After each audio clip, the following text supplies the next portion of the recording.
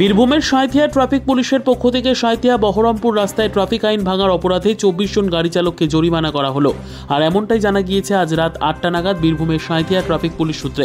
উল্লেখ্য, ময়ূরেশ্বর থানার অন্তর্গত সাঁইথিয়া কান্দি রাজ্য সড়ক হয়ে ট্রাফিক আইন ভাঙার অপরাধে সাঁইথিয়া ট্রাফিক পুলিশ ও ময়ূরেশ্বর থানার পুলিশের যৌথ উদ্যোগে বৃহস্পতিবার সকাল 10টা থেকে বিকেল 5টা পর্যন্ত একাধিক গাড়ি চালকদের ট্রাফিক আইন নিয়ে সচেতনতার পাশাপাশি 24 জন গাড়ি চালককে ট্রাফিক আইন ভাঙার অপরাধে তাদেরকে জরিমানা করল সাঁইথিয়া ট্রাফিক পুলিশ। মূলত সাঁইথিয়া কান্দি রাজ্য সড়কের ওপর বেআইনিভাবে বিনা হেলমেটে মোটর বাইক চালানো, সিট বেল্ট না লাগিয়ে গাড়ি চালানো, ওভার স্পিডে গাড়ি চালানো সহ একাধিক ট্রাফিক নিয়ম ভাঙার অপরাধে সাঁইথিয়া ট্রাফিক পুলিশের পক্ষ থেকে 24 জন গাড়ি চালকদের জরিমানা করা হলো। আজ এমনটাই জানা গিয়েছে সাঁইথিয়া ট্রাফিক পুলিশ সূত্রে।